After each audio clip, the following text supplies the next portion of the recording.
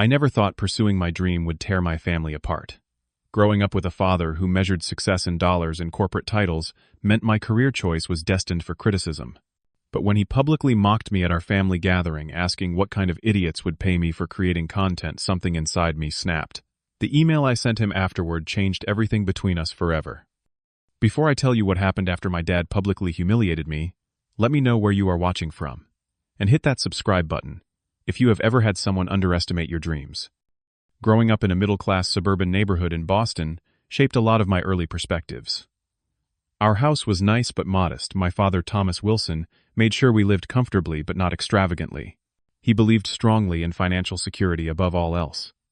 As a respected financial advisor for 30 years, my father built his reputation on traditional values and conservative investment strategies. He wore suits even on weekends, and measured success in predictable metrics like salary and job title. My mother, Martha, was always more supportive of creative endeavors, but in a passive way. She would smile at my early attempts at storytelling, but never actively encouraged me to pursue it as anything more than a hobby. My younger sister, Lily, was the artistic one in the family, according to my parents. Her paintings hung on our refrigerator, while my written stories stayed tucked in my desk drawer. College was my first taste of independence, but even then I followed my father's prescribed path. I studied business administration at his alma mater, while secretly building an online presence in my dorm room after classes. While classmates partied on weekends, I taught myself video editing and storytelling techniques. I discovered a passion for digital content creation that made me lose track of time whenever I worked on it. Graduation day should have been joyous, but my stomach churned with anxiety as my father approached with his graduation gift. It was not the camera equipment I had been hoping for, but rather a job opportunity at his financial firm. A position had been arranged complete with benefits and a clear promotion track. That evening, as we sat in an upscale restaurant celebrating, I finally gathered the courage to decline. "Dad, I appreciate the opportunity, but I want to try building my own path first," I said, my voice steadier than I felt. His face shifted through several expressions before settling on disappointment. "Doing what exactly?" "Creating digital content. I have been building an audience already, and with full-time dedication, I think I can make it sustainable." The silence that followed felt endless until my father sighed deeply. "1 year," he finally said. "I will provide support for 1 year only, so you can get this out of your system. Then you will join the real world." Those early months were a mixture of freedom and pressure. I converted the spare bedroom in my apartment into a makeshift studio. 18-hour days became my norm as I learned through trial and error. The first few months brought minimal traction, but I kept experimenting with formats and topics. When I hit 10,000 subscribers and secured my first brand deal, I thought my father might finally understand. I showed him the contract over Sunday dinner, unable to hide my excitement. "Not bad," he admitted, looking over the figures. "More than I expected, to be honest." For a brief moment, I thought I had turned a corner with him. That validation, however, small fueled me for weeks. But 3 months later, everything stalled. Algorithm changes affected my visibility, and my growth plateaued, just as my father began checking in more frequently about my progress. Still, playing on the internet became his standard greeting whenever I visited. Each time the question carried a heavier dose of condescension. Thanksgiving that year was particularly difficult. As our extended family gathered around the table, my father casually asked, "So when are you planning to get a real job, Abram?" The question silenced all other conversations, as everyone turned to look at me. My Uncle Jack, my mother's brother, and the family rebel who had built a successful construction business from scratch came to my defense. "The kid is building something, Thomas. Not everyone needs to wear a tie to make money." "I am just concerned about his future," my father replied smoothly. "These internet fads come and go." The tension lingered throughout the meal, with my mother attempting to steer conversation toward neutral topics without actually defending me. Her conflict avoidance was something I had grown used to over the years. December brought a Christmas card from my father with a check inside. The note read, "A little extra to tide you over while you explore career options." The subtext was clear: he expected me to fail. I taped that note above my desk and worked harder than ever. Sleep became a luxury as I pushed to prove him wrong. I pivoted my content strategy toward financial literacy for young adults, using what I had learned from my business degree, but presenting it in accessible, engaging ways that traditional financial advisors like my father never could. A video I made about managing student loans went unexpectedly viral, bringing thousands of new subscribers overnight. When I excitedly shared the analytics with my father, he dismissed it entirely. "Lucky break," he said with a shrug. But these numbers are temporary. Next month, some cat video will replace you. As the one-year mark of my father's ultimatum approached, he requested a formal progress report on what he still referred to as my internet hobby. I prepared a detailed presentation complete with growth metrics, revenue streams, and projections. Despite showing promising trends, the numbers revealed I was not yet fully self-sustaining. My father reviewed the spreadsheets with a financial advisor's critical eye. "Well," he said after a long pause, "I suppose there is potential here. I will extend support with conditions." Those conditions included weekly financial check-ins and regular discussions about my backup plan. Each conversation felt less like support and more like waiting for failure. When a major opportunity arose to collaborate with an established creator, I needed additional funds for travel and equipment. This collaboration could potentially double my audience and open doors to higher-paying partnerships. "I am not throwing good money after bad," my father said firmly when I presented the opportunity. "You have already received more than we agreed upon initially."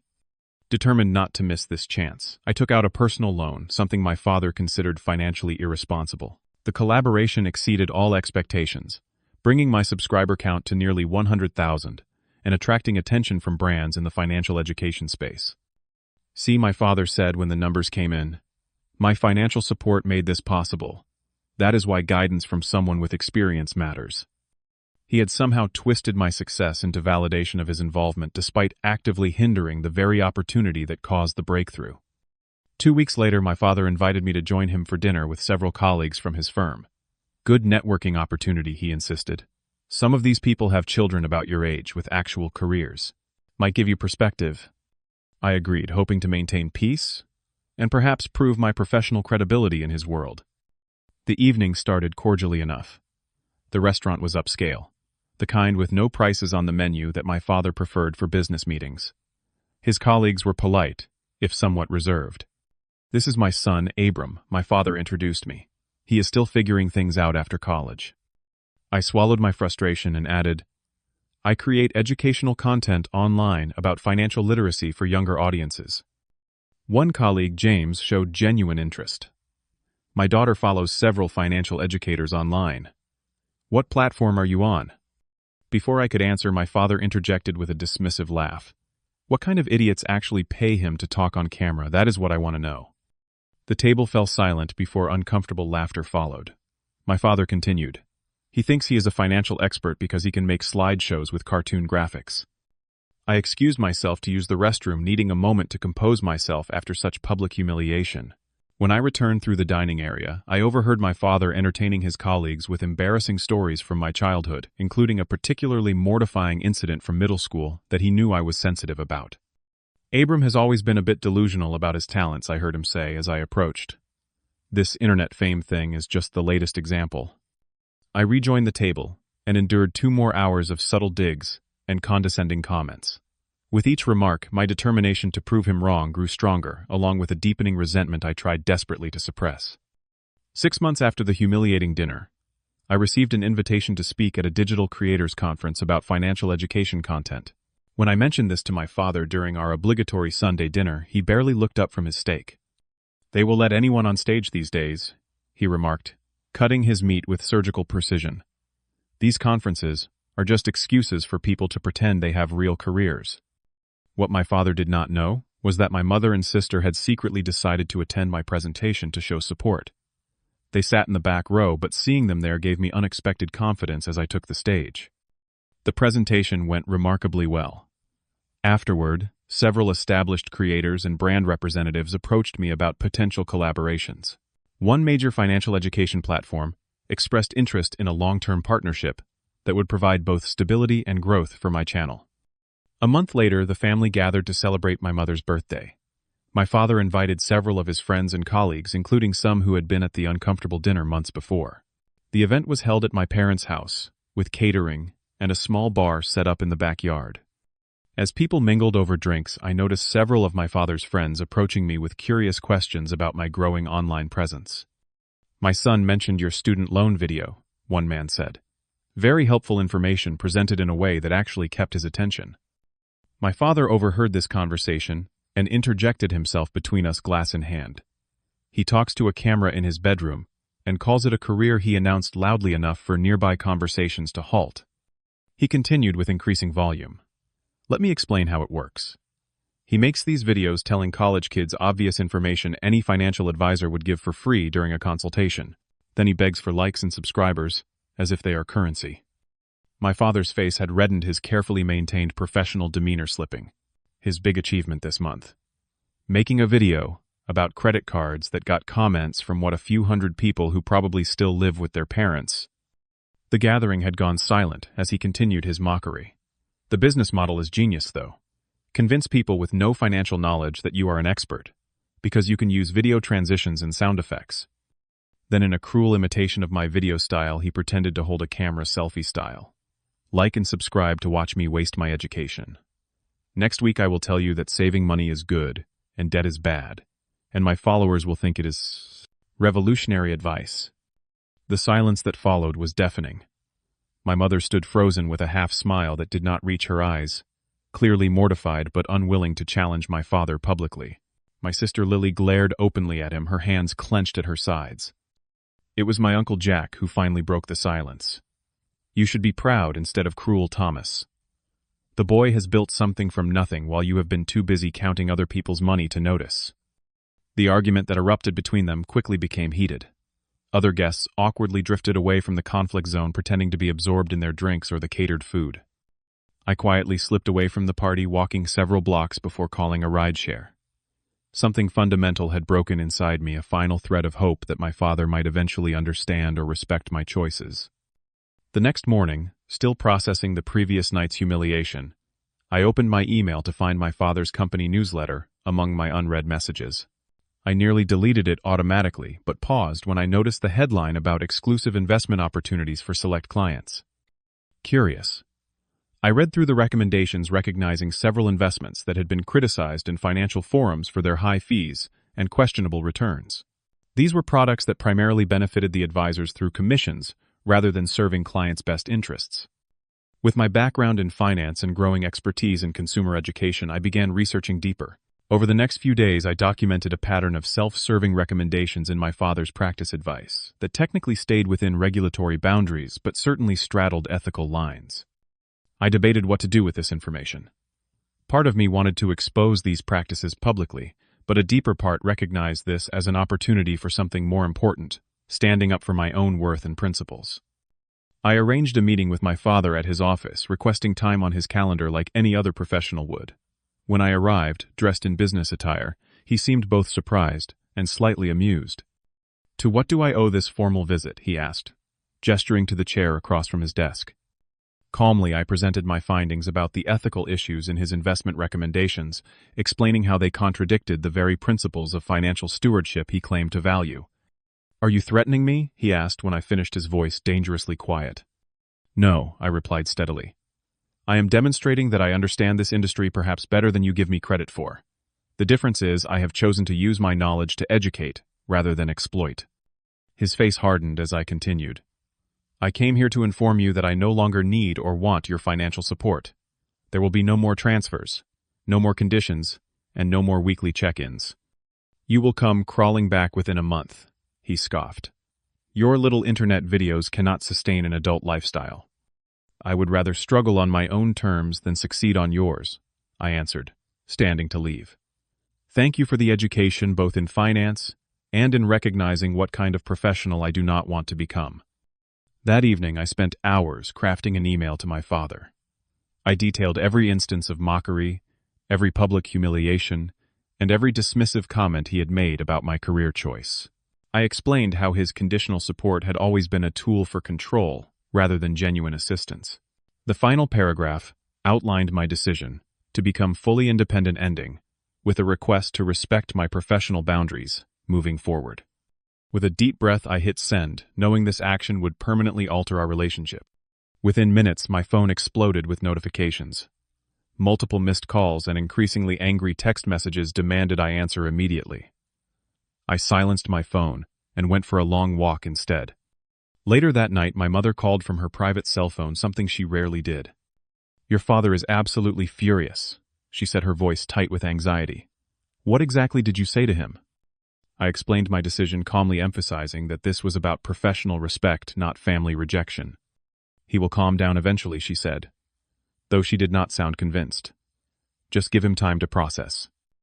I have given him years, I replied gently. Now I need to give myself permission to succeed without his approval. The following months brought significant challenges. I moved from my comfortable apartment to a much smaller studio to cut expenses. Every non-essential cost was eliminated as I built toward true independence. Support came from unexpected places. My sister Lily lent me emergency funds when my car needed repairs. Uncle Jack offered his spare room if things got dire, though I was determined to make it work on my own. My mother found ways to help without directly challenging my father.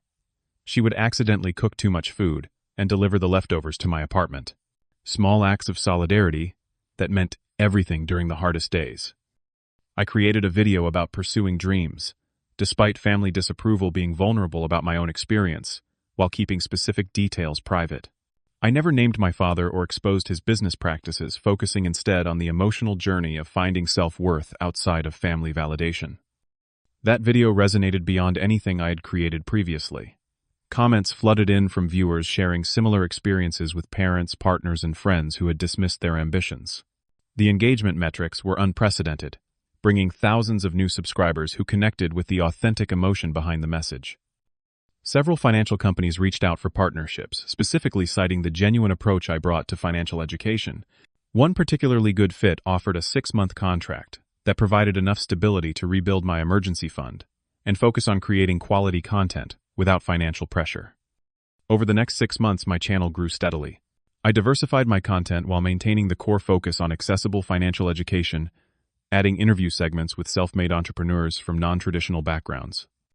A surprising email arrived one afternoon from James, my father's colleague, who had shown interest in my work during that fateful dinner. He had been following my content and was impressed with my growth. "Your father has been having a difficult time professionally," he mentioned in our conversation. Some clients raised questions about investment recommendations after doing their own research online. Ironic, considering how he felt about online financial education.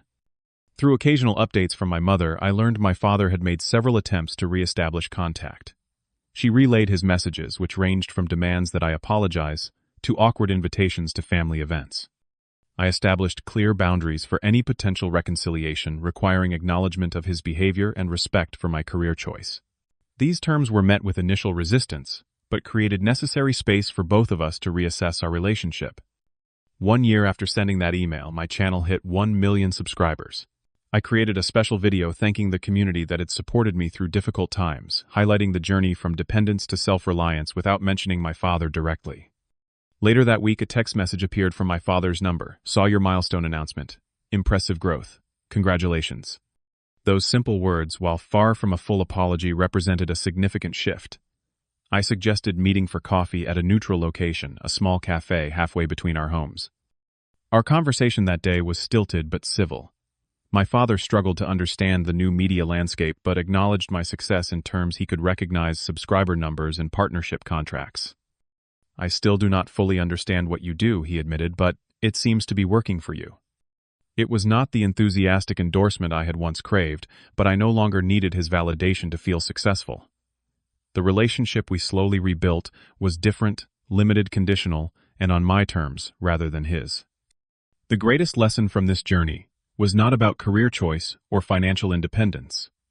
Though those were significant achievements, it was about defining personal success beyond others' validation. Sometimes the people who should believe in you the most are the hardest to convince, but that does not make your dream any less valuable. The moment I stopped seeking my father's approval was when I truly became successful, not just in my career, but in understanding my own worth. Have you ever had someone important in your life dismiss your dreams? How did you respond to their doubt? Let me know in the comments below. And if this story resonated with you, please hit the like button and subscribe to hear more authentic experiences. Share this video with someone who might need encouragement to pursue their passion despite criticism. Thank you for listening, and remember, your worth is not determined by those who fail to see your potential.